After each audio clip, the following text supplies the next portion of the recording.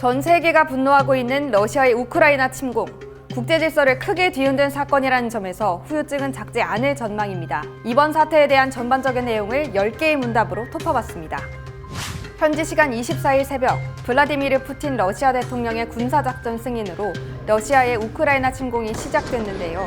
도대체 왜 러시아는 우크라이나를 침공한 걸까요? 러시아가 밝힌 침공 이유는 북대서양 조약기구의 추가 동진을 막고 자국의 안보를 확보하겠다는 겁니다. 우크라이나가 나토에 가입하면 러시아는 나토와 국경을 맞대는 상황이 되기 때문입니다. 푸틴은 수도 키이우를 점령하고 칠러 정부를 세우려는 것으로 보입니다. 러시아군은 수도 키이우 진격이 어려워지자 원자력 발전소를 비롯한 병원과 학교, 유치원 같은 민간 시설을 공격하고 있습니다. 러시아군이 우크라이나 최대 물동항으로 경제 생명줄인 오데사 공격을 준비하고 있다고 젤렌스키 대통령이 밝혔습니다. 러시아 국방부가 지난 2일 발표한 통계에 따르면 우크라이나에서 러시아군 498명, 우크라이나군은 2,870명이 사망했다고 집계했습니다.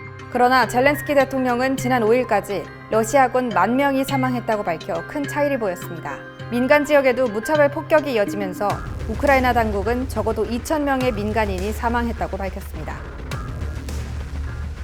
유엔 난민기구에 따르면 지난 5일 기준 인근 국가로 탈출한 피난민은 153만 4,792명으로 집계됐습니다. 이 중 절반 이상이 폴란드로 대피한 것으로 확인됩니다.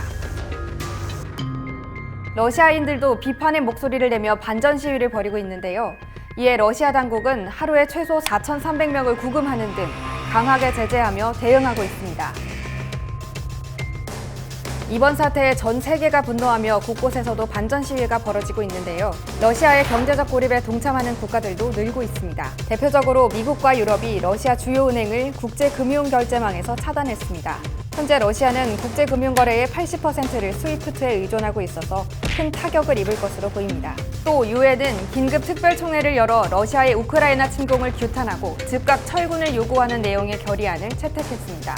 각국 정부에 이어 민간 부문의 러시아 제재가 계속되면서 러시아의 고립이 심해지고 있는데요. 세계 양대 신용카드 업체인 비자와 마스터카드는 러시아의 우크라이나 침공에 항의하는 차원에서 러시아에 대한 서비스를 중단하기로 했습니다. 처음엔 제재에 동참한다면서도 독자 제재에 대해선 선을 그으며 어정쩡한 태도를 보였지만 지금은 적극 동참하고 있습니다.